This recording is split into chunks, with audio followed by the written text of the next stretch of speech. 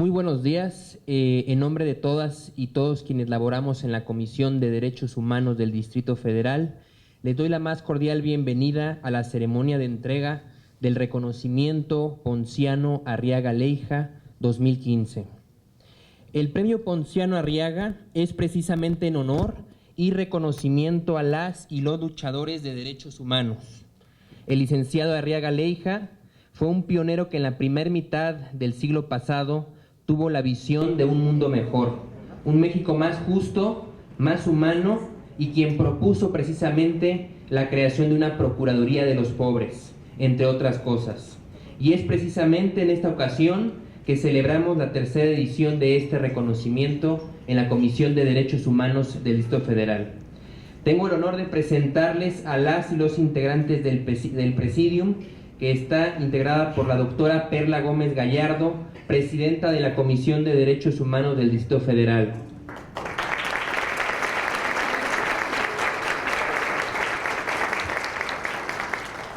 El doctor Miguel Sarre Higuíñez, ganador del reconocimiento en la categoría de trayectoria.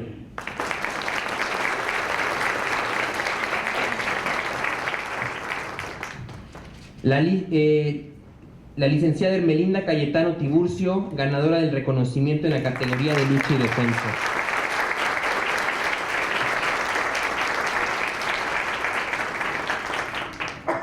El maestro Lorenz Flores Aybar, consejero de la Comisión de Derechos Humanos del Distrito Federal, integrante del jurado.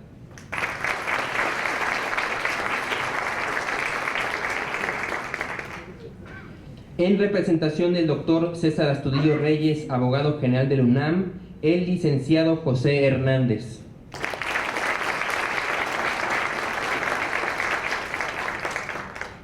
Y la licenciada Clara Isabel González, coordinadora de vinculación con la sociedad civil de esta Comisión de Derechos Humanos del Distrito Federal.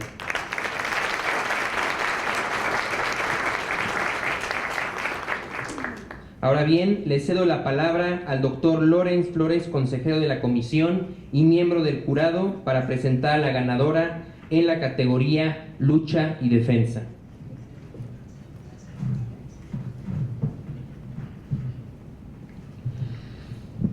Señoras y señores, muy buenos días a todos. En primer lugar, permítanme expresar mi admiración hacia los ganadores del reconocimiento Ponciano Arriaga por su importante labor en torno a los derechos humanos. Se me ha encomendado dirigir algunas palabras a nuestra ganadora, Hermelinda Tiburcio Cayetano. Debo decir que ello me llena no solo de un gran honor e inmensa alegría, sino que también me da la oportunidad de hacer un pequeño, pero significativo homenaje a su persona. Al respecto, me referiré a algunas de las actividades realizadas en defensa de los derechos humanos que el jurado calificador tomó en consideración para el otorgamiento de tan merecido reconocimiento. Hermelinda Tiburcio Cayetano es una mujer mexicana, indígena, mixteca del estado de Guerrero. Destaca su labor a favor de grupos vulnerables prioritarios como son personas con discapacidad y adultos mayores. Digno de mencionarse es su infatigable lucha a favor de las mujeres indígenas, sobre todo de aquellas que viven en regiones donde el machismo, la violencia y la discriminación dentro y fuera del hogar son cosa de todos los días. Pero igualmente tampoco quiere ser indiferente ante una cruel realidad imperante en su comunidad. Está aumentando considerablemente el número de mujeres que se embarazan a temprana edad, lo cual ha traído como consecuencia que en muchos casos el desenlace sea la muerte materna e infantil.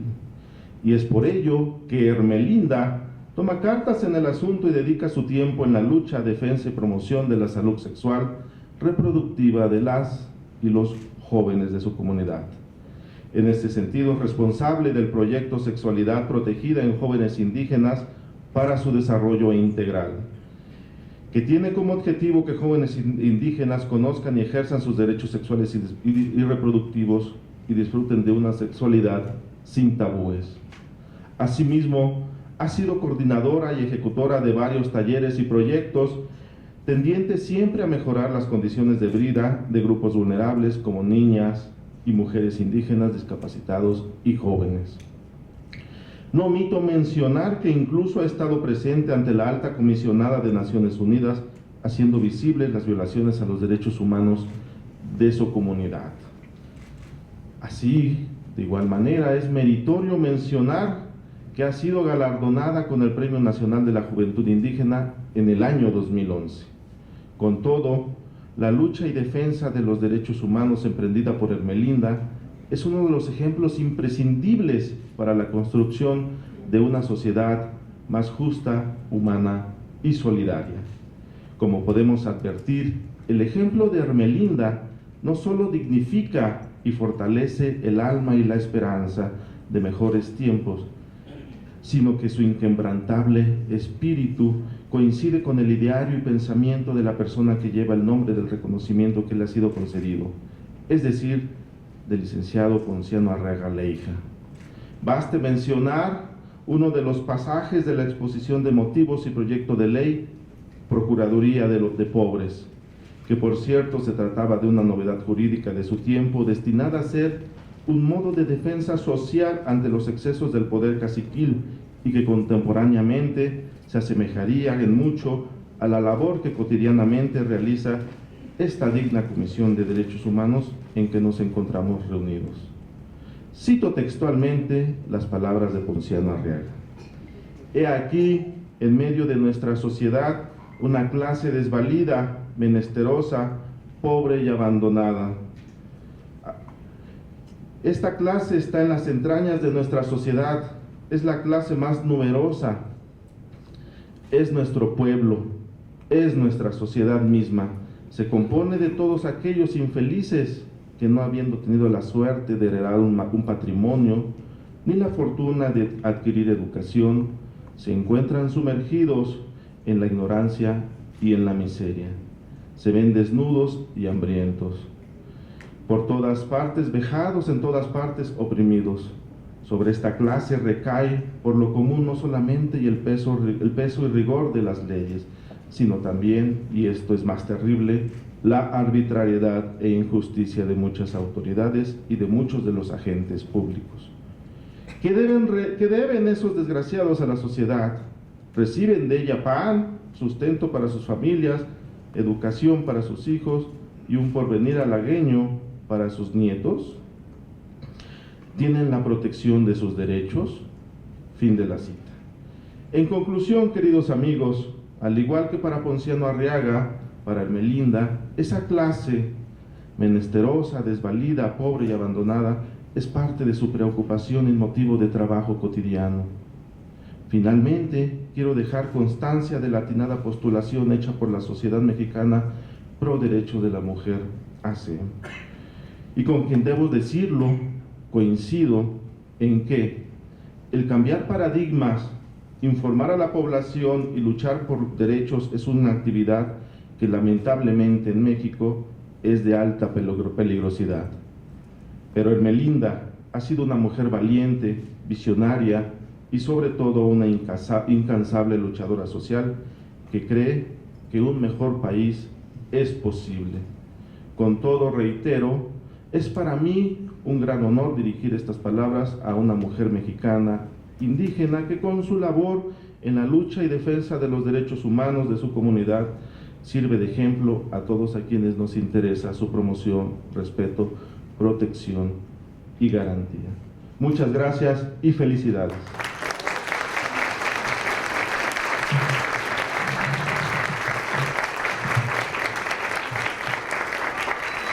Agradecemos las palabras del doctor Flores Aybar y los invitamos en la Estación Cayetano. Un aplauso, por favor.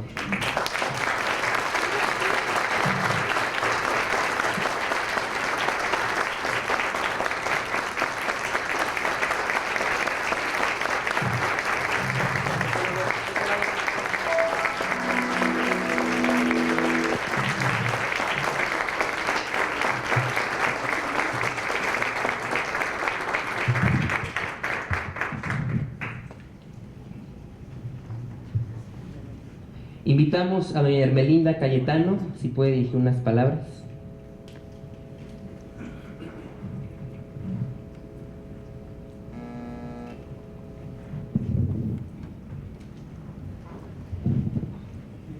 Kundo Nandeyo. Buenos días. Les saludo a mi lengua porque es el que me identifica. Soy una mujer indígena que desde hace muchos años creí que podíamos hacer cambio. En las comunidades indígenas donde yo vengo habla totalmente el mixteco nazavi. Las mujeres hace muchos años, cuando no había carretera, la encontré muchas veces embarazadas, muerta con un bebé en la calle, en la carretera, y a veces yo sentía que me partía el alma. Teníamos que sacar a las mujeres en la hamaca para que se pudiera aliviar. Eso me hacía, mi madre también murió cuando yo tenía 12 años.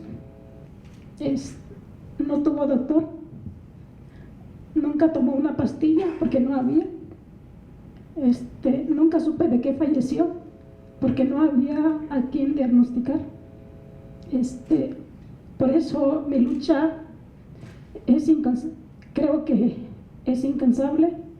Mi abuela murió de parto, mi tía también murió de parto. En mi comunidad ha habido muchas mujeres que fallecen pudiendo vivir. Los niños se mueren de temperatura porque no hay paracetamol. Las mujeres se mueren porque no tienen la posibilidad de llegar a una clínica. La violencia permanece diariamente porque muchas veces yo digo que amo a los hombres porque mi papá es hombre, mi marido es hombre y tengo 2 niños hombres que están conmigo ahora. Amo a los hombres. Mi lucha no es contra ellos, ¿sabes? Porque nosotras las mujeres necesitamos formar a los hombres de otra manera. Por eso creo que la lucha de las mujeres indígenas estamos atrás de la lucha de las mujeres feministas. Muchas de ustedes seguramente que están aquí y son mujeres feministas, periodistas, las que se informan. Nosotras, las mujeres indígenas, nuestra lucha todavía es muy doblemente, porque creemos que a veces yo me siento con la impotencia de no poder hacer más cosas. Cuando me siento, hace mucho tiempo, yo denuncié un caso de violación del ejército en 98. Entonces las mujeres indígenas no atrevíamos a denunciar. Cuando denuncié, las autoridades me decían que quién era para mí, para denunciar. Le decían porque era mujer, porque era indígena, porque esta humanidad necesita de nosotros. Yo fui amenazada mucho tiempo.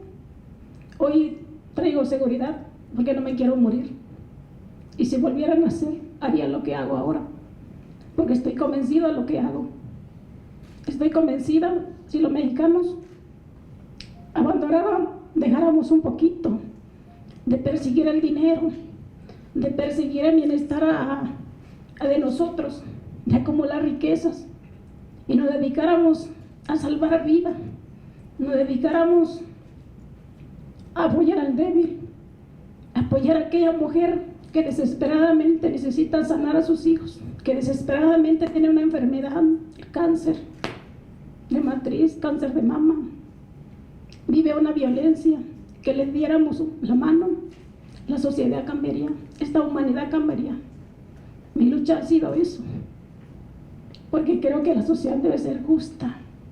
Los invito a los que están aquí, que dedique 20% de su tiempo para la humanidad, porque podríamos tener un mundo diferente. En este país hay mucha corrupción, hay mucha violencia, porque nosotros la hemos generado. Creo que necesitamos cambiar. Gracias por ese reconocimiento.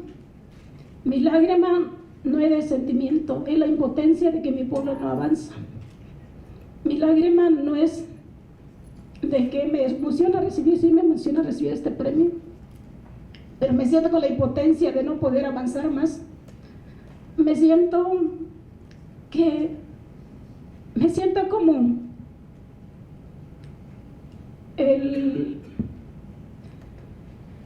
como alguien que quisiera que la sociedad hiciéramos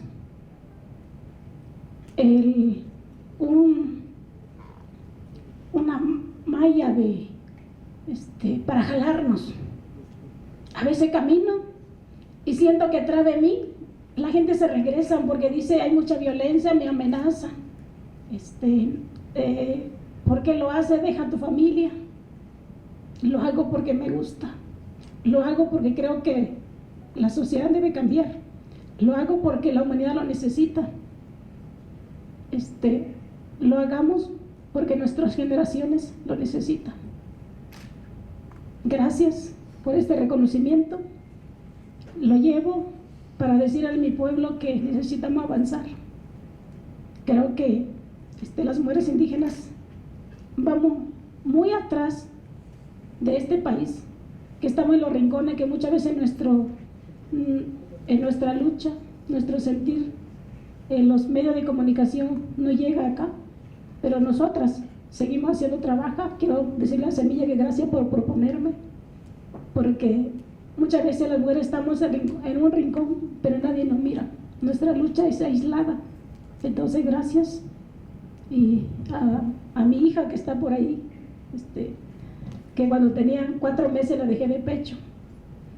Entonces, mi hija ha sido una mujer que me ha dado valor. Y hoy la quise atraer porque quería que me mirara ahora, pero no con mis lágrimas, sino con mi valor.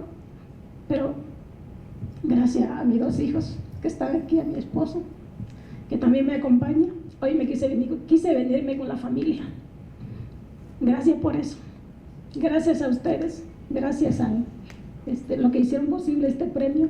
Al jurado que tomó mi currículo. Gracias por eso. Anda bien lindo.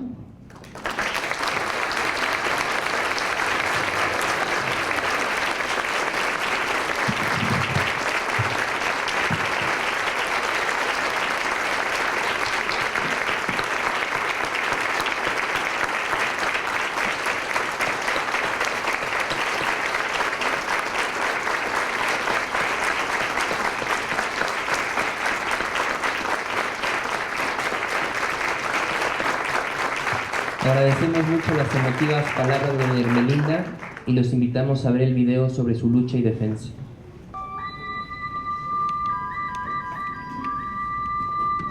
Hermelinda es una destacada trabajadora social y promotora de los derechos de las mujeres y los pueblos indígenas.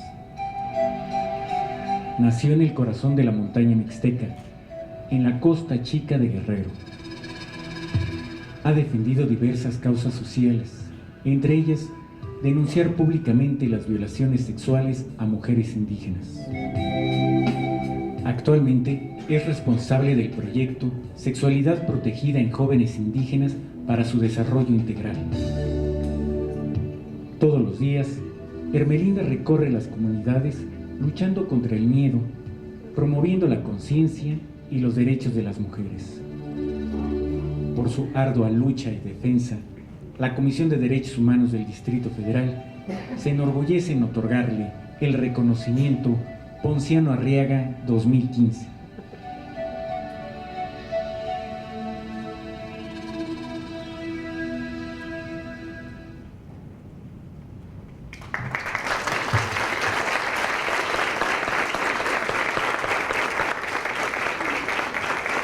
Ahora invitamos a la licenciada Clara Isabel González, coordinadora de vinculación con la sociedad civil de esta Comisión de Derechos Humanos, para dar unas palabras y representante del jurado para presentar al ganador en la categoría de trayectoria.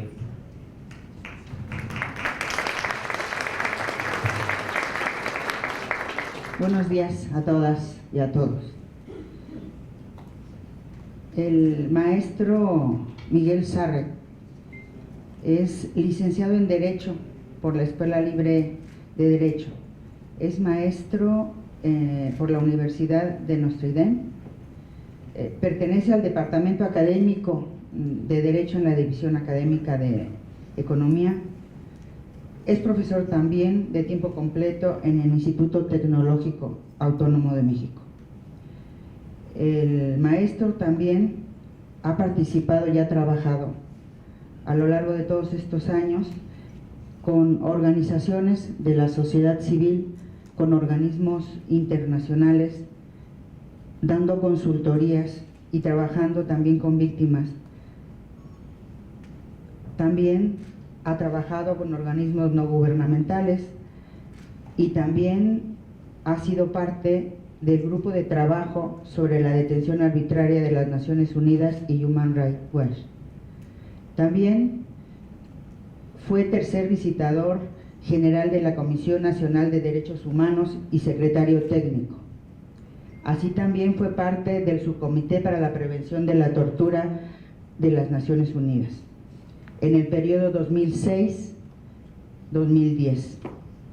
También el profesor ha sido parte y ha formulado proyectos de recomendaciones, estudios y proyectos legislativos y también reglamentarios.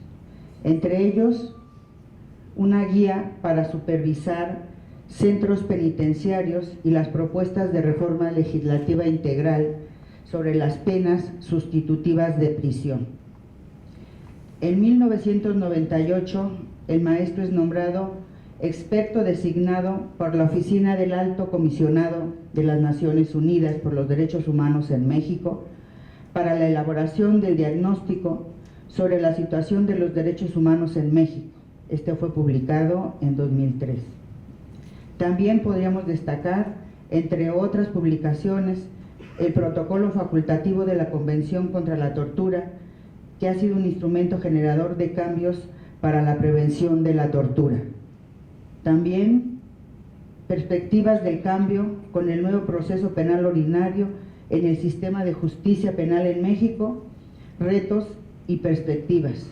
También ha elaborado, tenemos una gran cantidad que a la hora de que vimos su currículum coincidíamos en que su trayectoria, a quienes fuimos parte del jurado, veíamos que había tenido un trabajo muy amplio con organizaciones de la sociedad civil, con organismos internacionales, con organismos gubernamentales, con víctimas, y nos parecía que a lo largo en su trayectoria pues ha sido un maestro en todo el sentido de la palabra, no a nivel académico, para todas y todos los que trabajamos desde hace muchísimos años en la defensa, promoción de los derechos humanos en este país y en esta ciudad.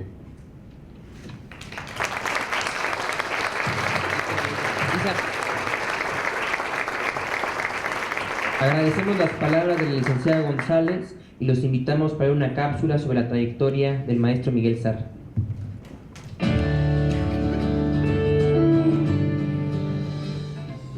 Miguel Sarre es un destacado profesor e investigador en el Instituto Tecnológico Autónomo de México. Es maestro en Derecho por la Universidad de Notre Dame en Estados Unidos. Su ardua labor en el campo de los derechos humanos se ha reflejado a través de su trabajo académico, como consultor de diversos organismos internacionales y en la defensa de los derechos de las personas privadas de su libertad. Fue nombrado experto por la Oficina del Alto Comisionado de las Naciones Unidas para los Derechos Humanos para la elaboración del diagnóstico sobre la situación de los derechos humanos en México. Recientemente participó en la elaboración del primer proyecto de la Ley Nacional de Ejecución Penal. Por su destacada trayectoria, la Comisión de Derechos Humanos del Distrito Federal se enorgullece en otorgarle el reconocimiento Ponciano Arriaga 2015.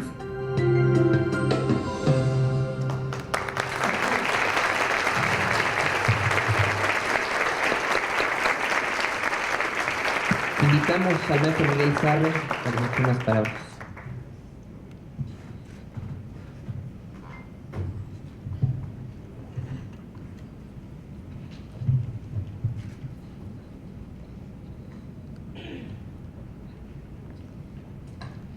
¿Qué tal? Muy buenos días a todas, a todos. Es un gran honor, un gusto estar aquí. Quiero contarles muy brevemente un poquito qué nos trae aquí. Hace algunos meses trabajando, justamente en una de las imágenes que vieron aquí afuera del Senado en la Plaza Luis Pasteur, ven ustedes a las madres y hermanas de la Plaza Luis Pasteur, que surgieron de una discusión en una de las mesas técnicas en el Senado, cuando la secretaria de la Comisión de Justicia señaló que no era posible que los familiares de los internos tuvieran legitimación en la Ley Nacional de Ejecución Penal que se está preparando, que ellos no eran parte interesada en el sentido penal del término y que por lo tanto no tendrían por qué ocupar un lugar en la ley y tener acción para acudir directamente ante el juez de ejecución. Entonces le dije a Marian Rivera, no me lo vas a decir a mí, se lo vas a decir a los familiares. Y juntamos a los familiares y los juntamos en la Plaza Luis Pasteur y entramos al Senado, y desde la tribuna del Senado las compañeras hicieron valer su voz y le dijeron a las senadoras y a los senadores que ellos tendrían que tener acción porque tienen derechos propios, además de los derechos que tienen las personas privadas de la libertad, para hacerlos valer. Y así fue surgiendo este grupo con mucho potencial de las madres y hermanas de la Plaza Luis Pasteur, que es la plaza que está adyacente al Senado. Tenemos aquí en la Comisión de Derechos Humanos, podrán verlo quienes están en el día a día, pues un mar de quejas y de problemas. Pero si queremos pasar de la angustia a la acción, y si queremos trascender de las políticas públicas a los resultados, como lo insistía recientemente Marta Lagos, la directora del Latinobarómetro, al presentar el último estudio en México, es necesario que identifiquemos algunos problemas específicos. Y uno de los problemas que tenemos es el problema de la falta de un debido proceso. ¿Y qué es el debido proceso? Pues no es otra cosa más que la máquina para arreglar otros problemas de derechos humanos. Cuando se descompone esa máquina, tenemos como resultado derechos sin garantías. Y eso es justamente lo que nos pasa en México. No es que no tengamos derechos, tenemos un buen cúmulo de derechos, pero nos faltan garantías, nos faltan los instrumentos, nos faltan los órganos y los procedimientos adecuados para hacerlos valer. Y esto se hace patente en el ámbito de la prisión. Y para reparar esa máquina hay que establecer esos mecanismos que están precisamente ahorita en discusión en esta Ley Nacional de Ejecución Penal. Pero para poder decidirnos a cambiar la máquina, arreglarla, apretar las tuercas donde hay que apretar, es necesario un cambio cultural en dos aspectos. En primer lugar, que veamos que las personas privadas de la libertad son sujetos de derechos y obligaciones y no objetos de tratamiento. En este punto, que es un reto cultural muy fuerte, la Comisión de Derechos Humanos del Distrito Federal ya dio un paso muy importante al plantear la acción de inconstitucionalidad que se resolvió este mismo año, a principios de este año, 16-2011 y 18-2011, en contra de la Ley de Ejecución de Sanciones y Reinserción Social para el Distrito Federal, que entre otros aspectos establece todavía, porque no fue invalidada la ley, establece todavía que las autoridades administrativas tienen la tarea de darle un tratamiento a las personas para modificar los rasgos de su personalidad. Es justamente este es el punto que impugnamos, que se impugnó en la acción de inconstitucionalidad. No hay que cambiarle la personalidad a nadie. Están en prisión porque tienen una responsabilidad jurídica, pero somos iguales unos y otros, tan normales unos como otros, o tan anormales unos como otros. Dicen aquí que las únicas personas verdaderamente normales que hay son aquellas que todavía no conocemos muy bien. Así es que, ¿a qué título podemos decir que estas personas que tienen la desgracia de estar en prisión acusan alguna anormalidad? Y seguimos en ese camino. En días pasados, la presidenta de la Comisión y un servidor nos entrevistamos con el senador Yunes, secretario de la Comisión de Justicia, para insistir en estos cambios y darle las herramientas necesarias para superar este punto cultural y para ver a toda persona privada de la libertad como una persona normal. Se ha sumado a este esfuerzo la senadora Angélica de la Peña para allanar el camino para que prosperen los puntos que estamos peleando en la Ley Nacional de Ejecución Penal y reformar el artículo 18 constitucional, suprimiendo una parte que señala que los servicios que se dan en prisión tienen la finalidad de que la persona no vuelva a delinquir. Bueno, no debiera ser necesario eliminar esto porque ya está eliminado desde el momento en que la Constitución introdujo la presunción de inocencia. Y no podemos suponer que una persona, por el hecho de estar en prisión, va a volver a delinquir. Y entonces es un cambio total al planteamiento, es decir, la persona en prisión tendrá derecho a la educación, al trabajo, deporte, etcétera, como un derecho propio, no como un medio para que no vuelva a delinquir. Porque no es alguien que tenga la tendencia o la querencia a delinquir. Es una persona, decíamos, absolutamente normal, como todos, que tiene un problema jurídico y que por lo tanto no tenemos que darle ningún tratamiento, sino únicamente respetar sus derechos en un marco de legalidad. Hay un segundo punto que es importante en esta cultura para poder superar la situación que se vive en este ámbito de nuestra vida pública, de la prisión. Los derechos humanos, escribió en La invención de los derechos Leigh Hunt, florecen cuando las personas aprenden a pensar en los demás como sus iguales, justamente como lo veíamos ahorita. Solo así podemos explicarnos, como lo recuerda esta autora en su obra preciosa La invención de los derechos, que después de 1789, con la Revolución Francesa, muchos revolucionarios adoptarían en público actitudes clamorosas en favor de los derechos de las personas de religión protestante, de los judíos, de los negros e incluso de los esclavos, pero al mismo tiempo ellos mismos se oponían a la concesión de los derechos a las mujeres. Lo mismo podemos decir ahora respecto de quienes defienden los derechos de todas y todas, menos de quienes están en reclusión. Hace algunos años, medio siglo, cuando Martin Luther King le reclamó el derecho al voto de la población de raza negra en los Estados Unidos, el presidente Lyndon Johnson le argumentó que estaba abrumado con la guerra de Vietnam y 100 problemas más, que ese tema del voto podía esperar. Sin embargo, el líder afroamericano replicó diciendo que en ese momento él solo le llamaba un problema y ese quería que se solucionara: el derecho al voto, y que este no se podía postergar porque era la forma de contar con la llave de acceso a una justicia imparcial y a la protección de sus derechos civiles. Era un key right, como se dice ahora elegantemente. No se requiere mayor intuición para ver la conexión que en México existe entre la privación del derecho del voto activo a las personas privadas de la libertad y su falta de acceso a condiciones de vida digna y segura en reclusión. Mientras no voten, no son.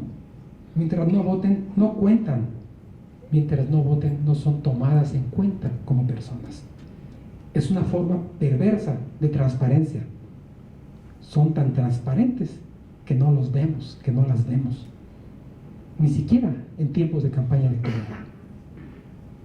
Esta situación contribuye a explicar por qué en las primeras recomendaciones sobre las condiciones de nuestras cárceles emitidas por esta Comisión de Derechos Humanos del Distrito Federal hace ya más de 2 décadas, así como por el resto de las comisiones públicas de derechos humanos, sean prácticamente idénticas las recomendaciones a las que se siguen emitiendo. El problema sigue, ahí está.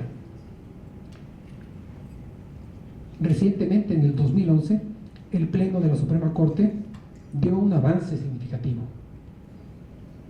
Reconoció que las personas en prisión preventiva, las personas que están sujetas a prisión preventiva, pueden tener derecho al voto.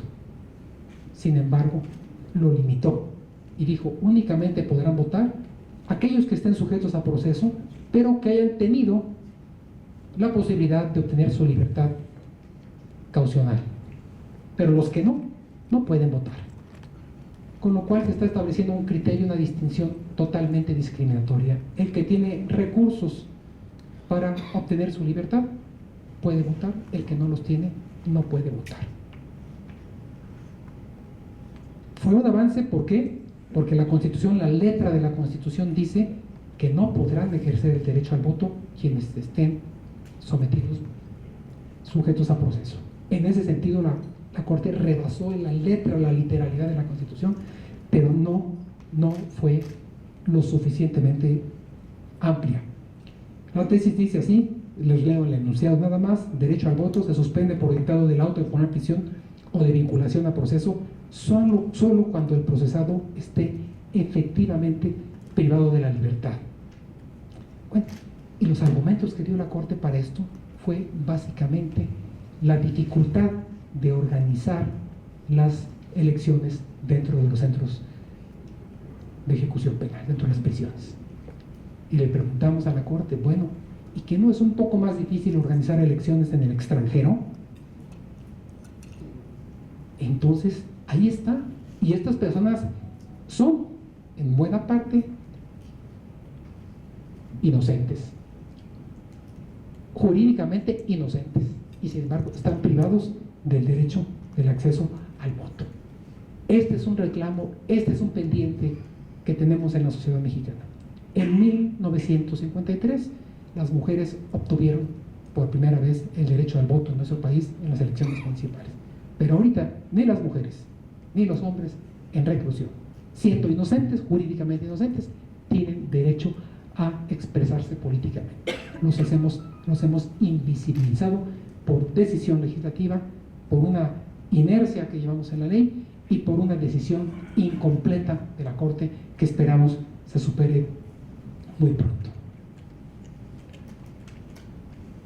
Ponciano Arriaga. Bueno, fue hace ya muchas décadas, en 1847, cuando él hizo esta propuesta tan sensible de la Procuraduría de Pobres. Quiero leerles no la motivación que ya escuchamos, que fue muy pertinente, maestro doctor Lorenz, sino solamente un pequeño párrafo ya de la instrumentación, de la operación, que nos va a reflejar mucho el trabajo que se hace aquí todos los días en una comisión de derechos humanos.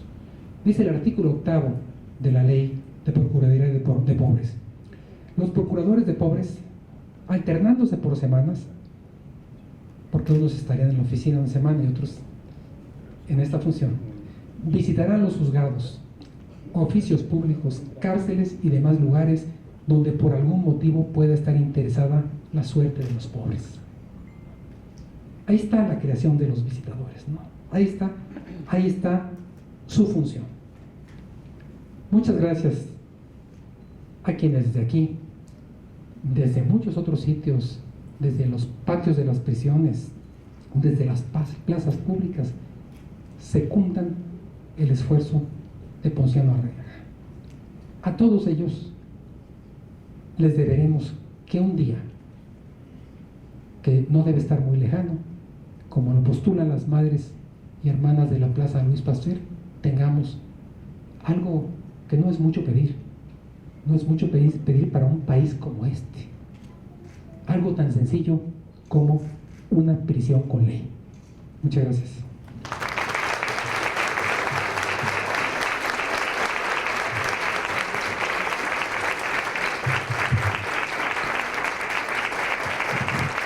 Agradecemos mucho las palabras del maestro Miguel Sarre. Invitamos al licenciado Hernández a entregar el reconocimiento en nombre del jurado.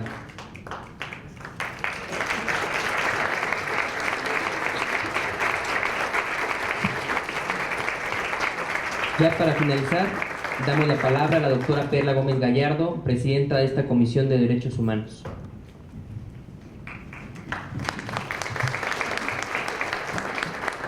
Gracias, buenos días a todas y a todos. Traía un discurso aquí, pero más que repetir lo que ya se ha señalado de lo que nos convoca el día de hoy, para nosotros como institución el reconocimiento en derechos humanos Ponciano Arriaga es emblemático, porque es un día que nos permite decirles gracias. Es un día que nos permite, como hoy con Hermelinda, tener a la zona mixteca de Guerrero en esta comisión. Sus palabras nos conmovieron, y conmover implica eso, el que no perdamos nuestra capacidad de indignación, de rabia, de justo este reclamo, de esta indignación de lo que implica ser mujer, de lo que implica esta lacerante forma de exclusión, y que lamentablemente en la propia comisión hemos documentado en materia de muerte obstétrica, y que aún en las ciudades, sin importar la zona en que estemos, sigue existiendo esta parte. Y para nosotras y para nosotros, justo en esta institución, es justo el momento, y no es menor estar en un auditorio llamado Digna Ochoa, que sigue esperando justicia. Y no es menor decir que estamos en un país donde defender derechos humanos cuesta, y cuesta la vida, donde los temas de libertad de expresión en una llamada a democracia sigue en alerta, en riesgo extremo, y donde mujeres periodistas siguen a la fecha desaparecidas, a un nivel de impunidad escandaloso. Y de ahí la importancia de convocarnos el día de hoy como comunidad, como comisión, con la sociedad civil, con las defensores, defensoras, con ustedes, para decirles gracias, porque no es menor ejercer los derechos en nuestro país. Lamentablemente estamos en un contexto donde el gracias es visibilizar, es incluso salvar vidas, para evidenciar el nivel de impunidad, para evidenciar la importancia de estas instituciones. Aquí habemos más de 700 personas en esta noble institución que cada día, y efectivamente con la camiseta bien puesta y con 22 años de trayectoria, nos conmovemos, nos movemos para tratar de hacer estas pequeñas diferencias que no pasan desapercibidos. Hoy, de veras, Hermelinda, tu hija, tu hijo te ven porque saben que es algo grande, no lo entienden quizá en la dimensión, pero hoy hay una diferencia, esa dignidad, ese carácter, ese emblema para todas, de veras, para todos nosotros, porque termina siendo la esperanza, termina siendo el no están solas, no están solos, y termina siendo la aquí se dicen las cosas por su nombre, y se dicen y se evidencian, porque esa es la labor inconfundible, incómoda de las comisiones de derechos humanos. No puede ser de otra manera. Y justo este tipo de reconocimiento no es más para decirles en serio, gracias por hacer esa diferencia. Y porque nos motiva como personas justo a seguir tratando de hacer esa diferencia, a evidenciar, a no negar, a abrir en la trayectoria. Y maestro, como decía muy bien Isa, hay una frase muy bella de lo que implica ser maestro, que es el que ayuda a descubrir a otro su propio rostro. Maestro, usted ayuda a cada abogada y abogado que forma a descubrir su rostro en la defensa de los derechos humanos. Y no es menor el privilegio de poder hacer incidencia. Y no es menor el privilegio de esta generosidad, de esta trayectoria que permite este acercamiento hacia las víctimas, donde por supuesto deben tener voz.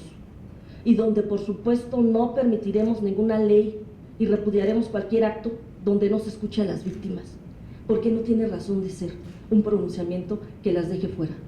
Y no tiene razón de ser una organización como esta si no va de la mano con la sociedad civil que estratégica, digna y valientemente hace la incidencia que necesitamos. Y más aún, lo que tenemos que hacer, defendiendo en cada momento con nuestro trabajo lo que implica ser una comisión de derechos humanos progresista, una comisión de derechos humanos que se distingue de cualquier otra en este país. Y no es menor decir que como nunca tenemos que defender la existencia de estas instituciones, porque somos demasiado incómodas y hay que tener cuidado con el ser incómodos y hay que tener cuidado con el decir las cosas, porque entonces hay que decirlos con más fuerza y hay que reconocer que el día de hoy los que no están, las que no están con nosotros, están presentes. Y nuestra facultad de indignación y nuestra forma articulada y estratégica de acercarnos a actores y la forma en que acompañamos y evidenciamos y visibilizamos las necesidades es justo lo que nos da sentido. No lo podemos ver de otra manera. Indigna y enoja, pero es una energía canalizada y es una energía inteligente, porque es la que hace daño en el buen sentido a los que no quieran respetar los derechos humanos y a los que en pleno siglo XXI seguimos viviendo en unos Méxicos divergentes, totalmente complejos, pero finalmente con una identidad y con un cariño a este país que sigue moviéndonos. Y como mujer, como defensora, de veras me conmovió. No puede ser de otra manera. Movámonos, sigamos, hagamos, y por los que no están, porque esa ausencia nos sigue motivando. Muchas gracias.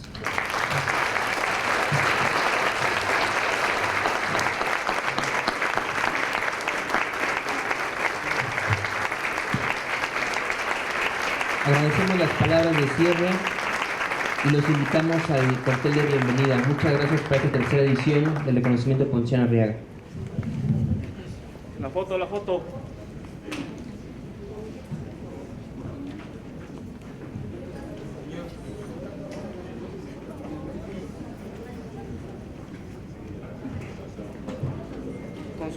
Con sus premios. Pueden mostrar sus premios.